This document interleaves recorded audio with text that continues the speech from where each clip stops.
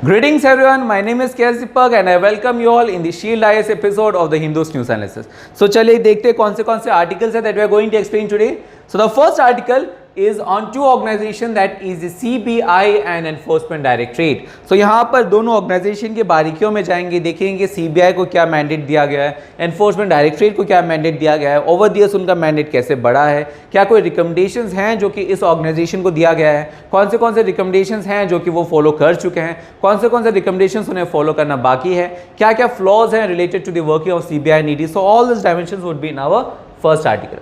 The second article is related to NCSC. So यहाँ पर बात करेंगे NCSC है क्या, NCSC का मैंडेट क्या है, कॉन्स्टिट्यूशन में क्या दर्जा दिया गया है, क्या क्या सेफगार्ड्स दिया गया है, कंपोजिशन क्या है, फ्लॉज क्या है. All these dimensions would be in our second article. The third article is related to two important aspects. The first one is the Election Commission of India and the second one is the electoral reforms. So यहाँ पर start करेंगे Election Commission of India क्या है, constitution में क्या दर्जा दिया गया है, क्या क्या सेफगार्ड्स हैं, क्या क्या फंक्शंस है इलेक्शन कमीशन ऑफ इंडिया के. देन मूव ऑन करेंगे कि इलेक्टोरल रिफॉर्म्स क्या है, इलेक्टोरल पॉलिटिक्स में क्या क्या फ्लॉज हैं, क्या क्या एस्पेक्ट्स हैं ऑफ इलेक्टोरल रिफॉर्म्स, कौन से रिफॉर्म्स हम लोग ले चुके हैं, कौन से रिफॉर्म्स लेना बाकी है. All that dimensions would be now third article. The fourth article is related to another important topic, that is the reservation.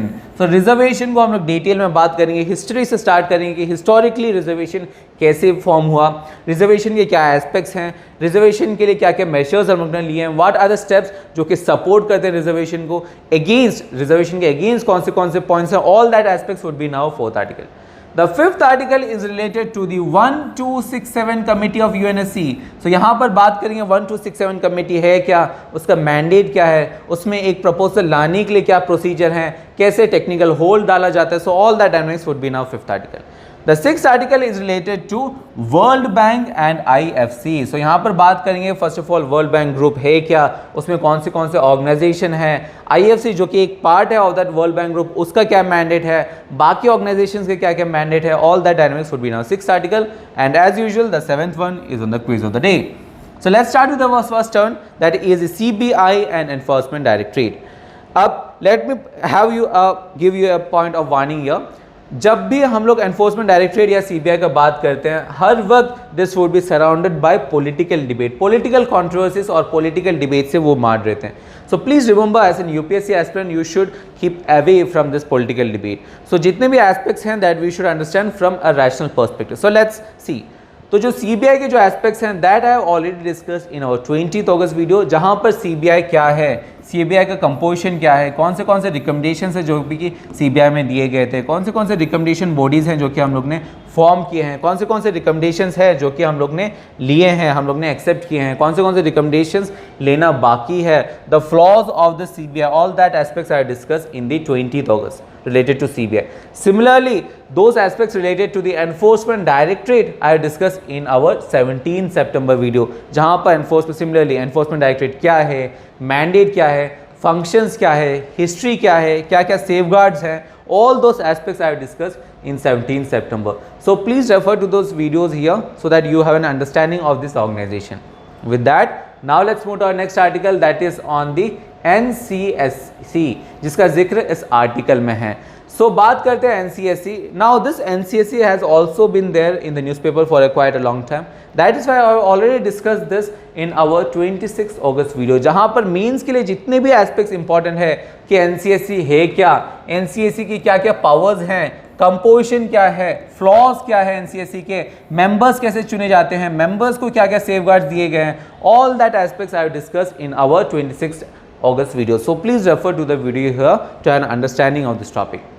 With that, now let's move to our most important topic, that is the Election Commission of India as well as the electoral reform. So यहाँ पर दो aspects हैं. The first aspect is the Election Commission, second one is the electoral reforms. जो first aspect है Election Commission of India, that I have already discussed कि Election Commission of India क्या है, संविधान में कौन सा आर्टिकल है जो कि मैंडेट करता है इलेक्शन कमीशन ऑफ इंडिया को, क्या क्या फंक्शंस हैं, क्या डील करता है, क्या क्या सेफगार्ड्स हैं, all that aspects I have discussed in our 14 September video. Now with that let's build on that. Now let's discuss the electoral politics, starting with the issues of the electoral politics in India. So the first issue of electoral politics is the money power and freebies. इसको substantiate करने के लिए let's see one of the results. एक report given by the National Commission to review the working of constitution, जो कि काफ़ी important commission था जिसे हम लोग NCRWC कहते हैं। उन्होंने कहा अपने रिपोर्ट में कि जो हाई कॉस्ट ऑफ इलेक्शन है that is creating a compulsion for corruption. So high cost of election के कारण करप्शन को हम लोग बढ़ावा दे रहे हैं। So that is the issue. Second issue, क्योंकि मनी पावर और फ्रीबीज हम लोग काफ़ी हद तक उसको डोमिनेट करते हैं इलेक्शन को, that is why we are having an aspect of vote buying. हम लोग वोट खरीदते हैं और इस वजह से जो पार्टीज़ हैं, जो पार्टीज़ उन्हीं कैंडिडेट्स को कहीं ना कहीं लाते हैं who have money, who are rich, जिनके पास फाइनेंशियल कैपेबिलिटीज़ हैं, जो कि फाइनेंशियली ह्यूज अमाउंट मोबिलाइज कर पाते हैं, वही कहीं ना कहीं लेजिस्लेचर्स बनते हैं, लेजिस्लेचर का पार्ट बनते हैं, and that is restricting the poor people from coming to legislature. Second issue is the criminalization of politics and politicization of criminals. Politics में जो पॉलिटिशियंस हैं एज वेल एज जो क्रिमिनल्स हैं, इनके बीच पर एक नेक्सस है और वो कहीं ना कहीं एक्सप्लॉइट करते हैं जो loopholes of the system. So that is something when it comes to the criminalisation of politics as well as the money power. अब इन दोनों इश्यूज को क्वान्टिफाई करने के लिए, इसे सब्सटैंशिएट करने के लिए we also have an data of 2019 Lok Sabha. अगर एसेट्स की बात करें तो 88% of the members of 2019 Lok Sabha were having assets more than 1 crore, और ये जो assets हैं majority of them, उनके पास जो assets थे they were above 5 crores, 5 crores से ज़्यादा 30% of them के पास assets थे। So you can see how a huge amount of wealthy people are coming into the legislature. Second issue is of criminal politics. यहाँ पर अगर देखें 2019 में जो परसेंटेज ऑफ विनर्स थे उसमें 43% ऑफ विनर्स जो हैं वो क्रिमिनल्स थे, जिनके खिलाफ क्रिमिनल केसेस चल रहे हैं, declare criminal cases. As well as जो विनर्स है उसमें 29% ऑफ दम के खिलाफ तो सीरियस क्रिमिनल केसेस हैं, मर्डर, ब्लैकमेलिंग, ऐसे जैसे मेजर सीरियस केसेस चल रहे थे। So you can see how criminals as well as the rich people have peeped into the legislature. Let's see what are the other issues. Another issue is misuse of government machinery. जो political party हैं जो कि power में है वो क्या करते हैं, वो पॉलिटिकल जो गवर्नमेंट मशीनरीज हैं, वहाँ के जो व्हीकल्स हैं या जो बाकी के मशीनरीज है उसे यूज़ करते हैं अपने पर्सनल एडवांटेज के लिए। देन मसल पावर, जहाँ पे बूथ कैप्चरिंग सब आ जाता है। We are also having the non serious independent candidature. This is because of the money power. Money power को देख के या वोट बाइंग को देख के वो कैंडिडेट्स आते हैं जो कि सिर्फ पैसा कमाना चाहते हैं या पब्लिसिटी करना चाहते हैं, वो उनका मॉरलिटी कहीं ना कहीं कमी है, वो कहीं ना कहीं पोस्ट पोल कोalition को बढ़ावा देने आते हैं, वो डेमोक्रेसी को वीक करने आते हैं। So there are issue of non serious independent candidates. Then we are having the caste based politics as well as the lack of moral values in politics. So these are the major issues relating to the electoral politics in India. अब issues को समझने के बाद देखते हैं कौन से reforms हैं जो कि हम लोग ले चुके हैं, the reforms that we have undertaken. The first issue is that of political parties registration tracking management system. So this is one of our prime most initiative, जहाँ पर जो applicants हैं जो कि political parties, अगर आपको पता होगा कि Election Commission of India is the individual or is the organization who kind of declares a party as a national party or state party. अब ये जो डिक्लेरेशन है that is coming from the election commission of India, और ये जो process, इस पर transparency लाने के लिए, इसे अकाउंटेबिलिटी लाने के लिए, इसमें इफेक्टिवनेस लाने के लिए they are having this system known as PPRTMS. We are having another program that is a systematic voters education and electoral participation program, जो कि इलेक्शन कमीशन ऑफ इंडिया हर साल करते आते हैं, जहां पर वोटर्स को एजुकेट करने के लिए कि हर एक वोट की कीमत क्या है, उसे कहीं ना कहीं एजुकेट करने के लिए we are having this programme. इसके अलावा देयर आर मेजर मेजर्स जो कि जुडिशियरी ने ओवर द ईयर सुनाए हैं। So let's see some of the major judgments. The first judgment is of union of India versus ADR, that is association of democratic republics reforms case 2002। इसमें supreme court और judiciary ने clearly कहा कि जो contesting candidates है उन्हें कहीं ना कहीं at the time of nomination, जिस दिन वो नॉमिनेशन कर रहे हैं उस दिन उनको एसेट्स जितने हैं उनके पास, जो लायबिलिटीज हैं as well as criminal convictions जो है उन्हें डिस्क्लोज करना होगा। That is how we are having those data जो मैंने आपको दिखाया।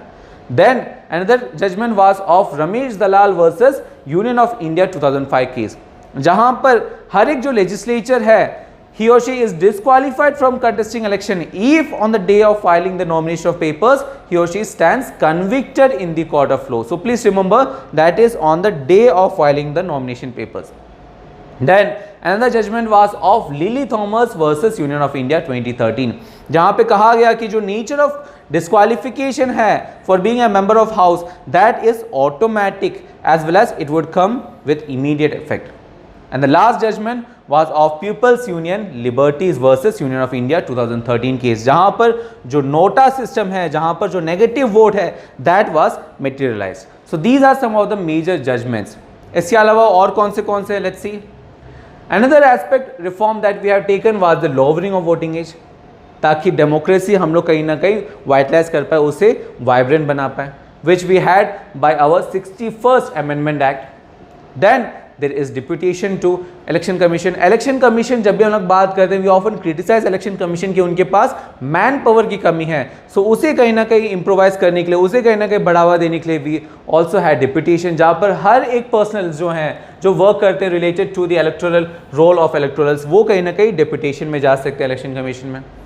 Another reform is increase in the number of proposers and security deposit, ताकि जो नॉन सीरियस जो कैंडिडेट्स हैं उनमें कहीं ना कहीं हम लोग उसे कम कर पाए, क्योंकि यहाँ पर हम लोग क्या करें, जो डेप्यूटी जो डिपॉजिट्स हैं, सॉरी द सिक्योरिटी डिपॉजिट, उसे हम लोग कहीं ना कहीं बढ़ा रहे हैं, ताकि जो नॉन सीरियस हैं वो इस अमाउंट को देखकर वो उनका जो मोटिवेशन है वो कम हो जाए. Another aspect is the EVMs, that is the electronic voting machine, जो कि हम लोग ने इंट्रोड्यूस किया वे बैक इन 1998, और यहाँ पर हर एक इलेक्शन को एक फुल प्रूफ बनाने के लिए, एक कहीं ना कहीं कॉन्फिडेंस बिल्डअप करने के लिए we had this major. Another aspect is the ceiling of election expenditure. अब प्लीज़ यहाँ पर ध्यान दें, जो सीलिंग ऑफ इलेक्शन एक्सपेंडिचर है वो हर एक इंडिविजुअल के सीलिंग, हर एक इंडिविजुअल के जो स्पेंडिंग है उसके ऊपर है. एज एन पॉलिटिकल पार्टी आपका जो स्पेंडिंग है उसके ऊपर कोई कैप नहीं है. Please remember that this cap is on the individual candidate spending and not on the political party. Political party as such कितना स्पेंड करता है उसके ऊपर सीलिंग नहीं है, सीलिंग है इंडिविजुअल कैंडिडेट के स्पेंडिंग के ऊपर. Another reform is a restriction on exit polls. Election commission ने इन 2019 लोकसभा ने उन्होंने कहा था कि जो ब्रॉडकास्ट हम लोग करते हैं एग्जिट पोल्स का, that should be only after the final phase of election, ताकि जो मिसगाइडेंस है या जो प्रिजुडिस है उसे हम लोग कहीं ना कहीं रेस्ट्रिक्ट कर पाए. The last one was the declaration of criminal antecedents and एसेस, जो हम लोग ने जुडिशियरी में देखा.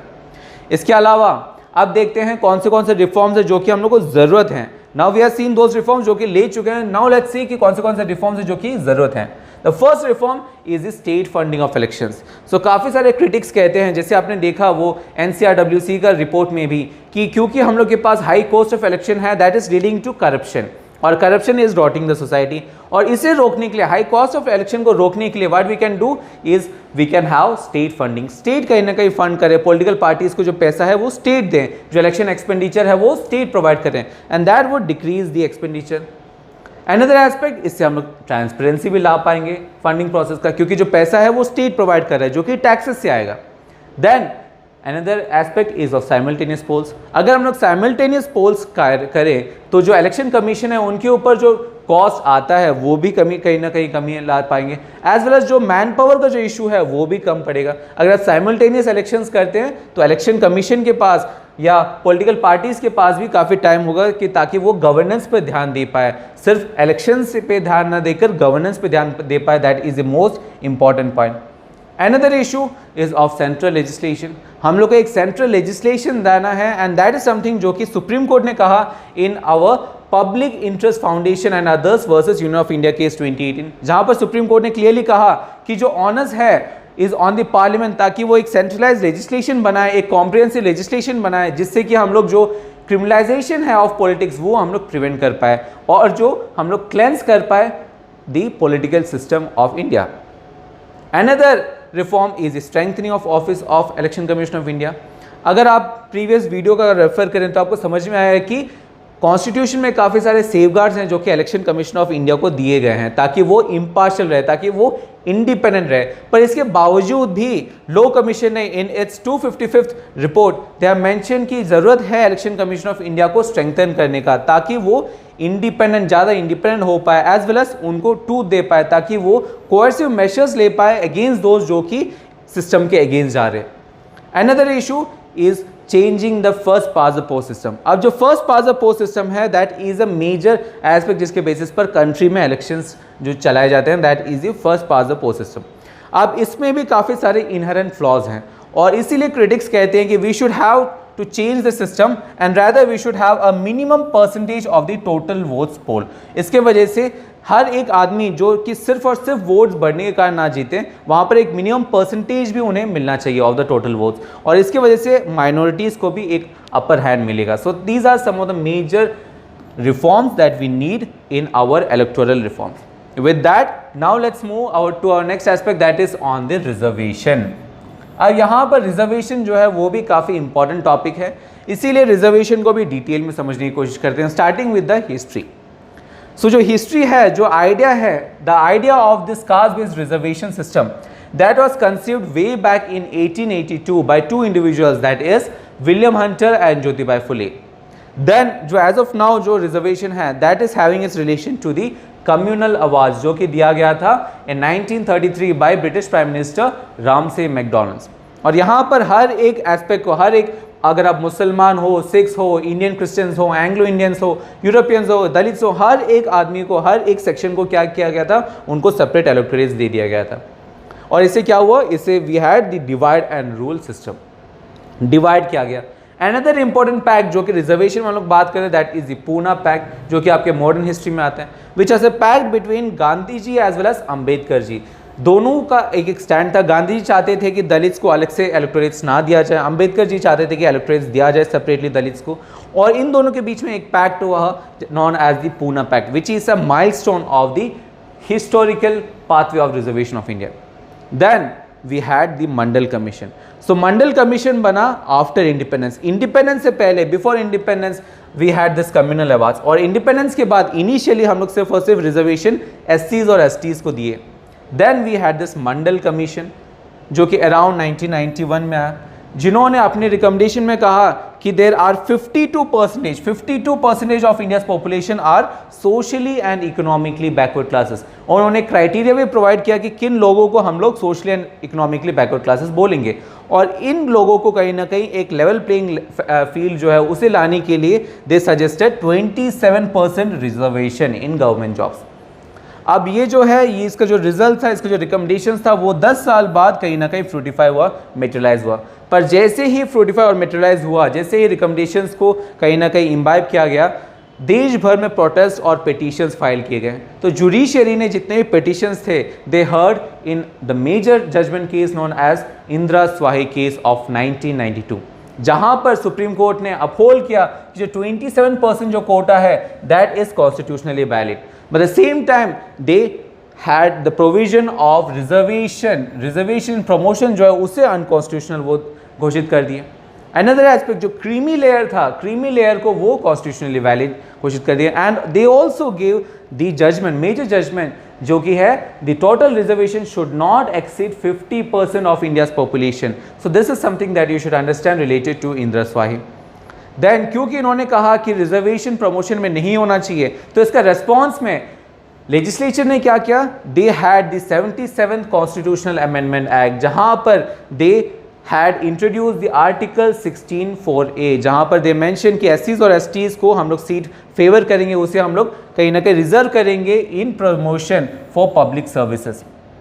देन उसके बाद we had another response coming from the M Nagaraj versus union of India case 2006, जहां पर सुप्रीम कोर्ट ने अपहेल्ड किया कि yes the article 16 clause 4 is constitutionally valid, but at the same time हम लोग अगर आपको रिजर्वेशन देना है प्रमोशन में, then you have to showcase that they are not adequately represented. सो उनका जो रिप्रेजेंटेशन है वो कम है, उनके ऑर्गेनाइजेशन में उनके जो नंबर्स है वो कम है, that you have to showcase, you have to provide concrete data for that is something that Supreme Court told. Then again Supreme Court changed its view in the Jarnail Singh case of 2008, जहां पर Supreme Court ने जैसे पहले कहा कि we have to provide data, उसने उन्होंने वो जो एक यू टर्न लिया, उन्होंने बोला कि अभी okay you don't need to provide data for reservation. So this is something that you should understand related to the major judgments, particularly related to reservation system in India.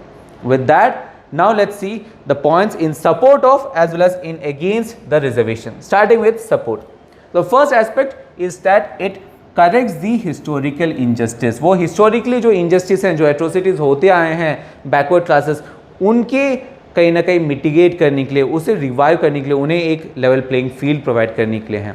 Another aspect is to provide level playing field. जैसे मैंने कहा, क्योंकि उन्हें सालों साल उन्हें कहीं ना कहीं हिस्टोरिकल इनजस्टिस सफ़र करना पड़ा है, उन्हें काफ़ी सारे एट्रोसिटीज़ सफ़र करने पड़े, इसके वजह से उन्हें एक लेवल प्लेइंग फील्ड लाने की ज़रूरत है, उन्हें बराबर लाने की ज़रूरत है, और हमें उसे एक कहीं ना कहीं प्रेफरेंस देना चाहिए। सो that is something which is in support of reservation. Another aspect is to ensure adequate representation as well as to ensure equality। अगर आप इनइक्वल लोगों को, अगर आप अनइक्वल लोगों को इक्वली अगर आप कहीं ना कहीं ट्रीट करोगे, तो सिर्फ और सिर्फ इनइक्वालिटी बढ़ेगा, ताकि जो हैं तो हम लोगों को क्या करना चाहिए, जो इनइक्वल लोग हैं उन्हें हम लोग इनइक्वली ही हमें ट्रीट करना चाहिए। अगर आप इनइक्वल लोगों को अगर आप इक्वली ट्रीट करोगे तो सिर्फ और सिर्फ इनइक्वालिटी बढ़ेगा। So we have to reduce this inequality, we have to bring a level playing field, and that is where reservation comes in. Now let's see कौन से पॉइंट्स हैं जो कि which goes against the reservation। The first point is that reservation is leading to enmity among the government employees। Government employees में जो spirit है वो कहीं ना कहीं बढ़ जा रहा है, वो कास्ट को सपोर्ट कर रहे हैं, और जो जनरल्स हैं और जो नॉन जनरल्स है, जो रिजर्व है, इनके बीच में कहीं ना कहीं दरार बढ़ जा रहा है। So that is the first issue.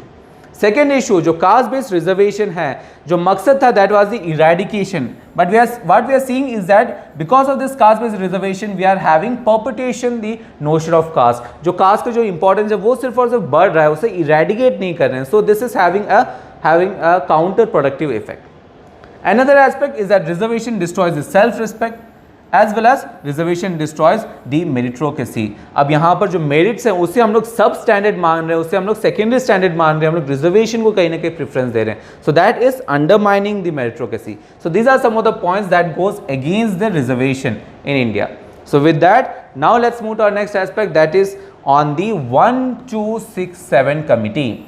तो यहाँ पर बात करने से पहले first you have to understand कि सैंक्शंस क्या है, और सैंक्शंस जो है कि सैंक्शंस क्या है, सैंक्शंस कब इफेक्टिव होते हैं, क्यों हम लोग सैंक्शंस लगाते हैं, what are those sanction regimes, UNSC कैसे सैंक्शंस लगाते हैं, all this aspects I have discuss in our 11th August video. So please refer to the video here to an understanding of this concept. इस पर फिर buildup करते हैं। अब बात करते हैं what is this UNSC 1267 committee, जिसका जिक्र आर्टिकल में है।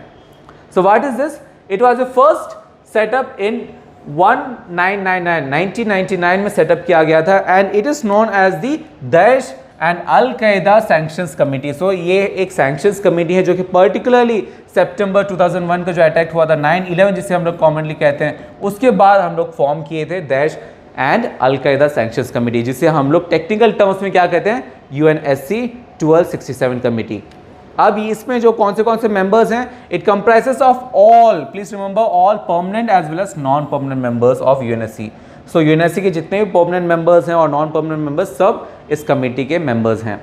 अब ये जो कमेटी है इट प्रोवाइड्स अ लिस्ट, एक लिस्ट बनाते हैं, that is a list of global terrorist. जितने भी टेररिस्ट हैं उन्हें एक लिस्ट बनाते हैं, ग्लोबल लिस्ट बनाते हैं, जिनमें हम लोग टेररिस्ट को कहीं ना कहीं मेंशन करते हैं, टेररिस्ट को हम लोग एनलिस्ट करते हैं। So that is something which is coming out of this UNSC 1267 committee.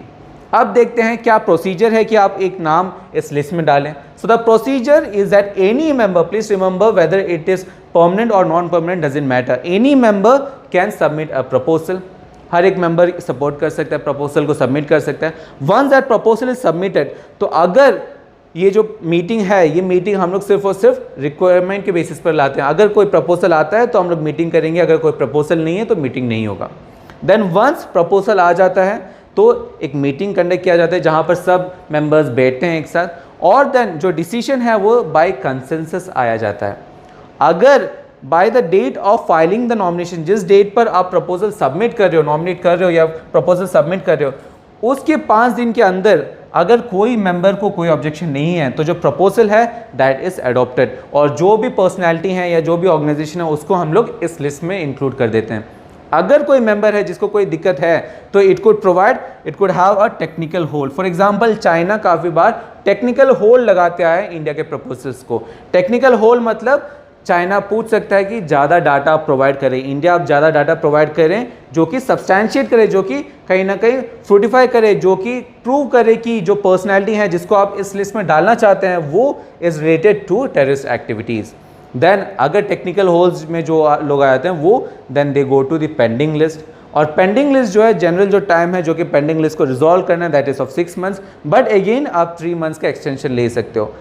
Even after that अगर जो प्रपोजल है वो स्टिल पेंडिंग होता है तो वो डिसॉल्व हो जाता है। अदरवाइज अगर पेंडिंग से वो अप्रूव हो जाता है then that person's name is added to this list. So that is something that you should understand related to the UNSC 1267 committee. With that now let's move to our next aspect that is the major terrorist organisation, जिसका जिक्र काफ़ी बार हम लोग 1267 committee के through करते हैं। So what are the major terrorist organisation? So as such काफ़ी सारे टेररिस्ट ऑर्गेनाइजेशन है, but these are the major terrorist organisation जिसका जिक्र आर्टिकल में काफ़ी बार किया जाता है। सो लेट्स सी कौन से। The first one is Lashkar-e-Taiba. So Lashkar-e-Taiba was formed back in 1980s में फॉर्म किया गया था and it is responsible for the major 2008 attacks multiple bomb blast in Bombay. और यहाँ पर as per the UAPA that is the unlawful activities prevention act, they are banned. Second organization is Jaish-e-Mohammed. Jaish-e-Mohammed was founded in 2002 and along with Lashkar-e-Taiba they had ties, they were responsible for the 2001 parliament attack and they are also banned in UAPA 1967 act. Third organization is Al-Qaeda, जिसके बारे में हम लोग काफ़ी बार सुनते आते हैं। So Al-Qaeda was formed back in 1988 and they are coming from the federally administered tribal region, जो कि कराची, जो कि पाकिस्तान के नॉर्थ वेस्ट में है। So अफगानिस्तान और पाकिस्तान से निकल कर आया है Al-Qaeda and they are also banned. And the last group is the Hizbul Mujahideen. Hizbul Mujahideen का formation हुआ था back in 1989 and they are a militant wing of Pakistan's largest Islamic political party. और they are the reason they were the one of the most important as well as the oldest militant organization operating in Jammu and Kashmir. Jammu and Kashmir में ये operate करते हैं and they are the oldest. And as such बाकी organization के जैसे ये भी they are banned as per the UAPA 1967. With that aspect, now let's move to our next article that is on the World Bank as well as IFC. अब जो world bank है as well as IFC that I already discussed in our 31st August video, जहाँ पर जो world bank group है उसमें कौन से इंस्टीट्यूशंस आते हैं जिसका एक पार्ट है IFC एज वेल एज हर एक इंस्टीट्यूशन का क्या रोल है, IDA का क्या रोल है, IFC का क्या रोल है, मिगा का क्या रोल है, that I have discuss in our 31st August video. So please refer to that video here. With that understanding, now let's see the quiz of the day. So both these quiz are from international relations perspective. The first quiz, यहाँ पर आपको बताना है कि India इनमें से किसका member है. The second one is related to the Mekong Ganga Cooperation. Please try to attempt this question. These are quite straightforward questions. And as usual, ये जो questions हैं इनके answers along with their explanation would be provided in the form PDF, जिसका जो link है वो आपको video के डिस्क्रिप्शन में मिल जाएगा. As well as जो PPT है जिसके ऊपर हम लोग ने एनालिसिस किया, that also in the form of PDF you would get the link of which in our videos description. और जो सॉफ्ट कॉपी है वो आपको हम लोग को टेलीग्राम ग्रुप में मिल जाएगा. So if you haven't joined our telegram group, please do join. With that, I hope today's analysis was beneficial for you guys. We'll be working hard for you guys, but at the same time, work hard, study hard, but most importantly, stay safe. With that, see you tomorrow.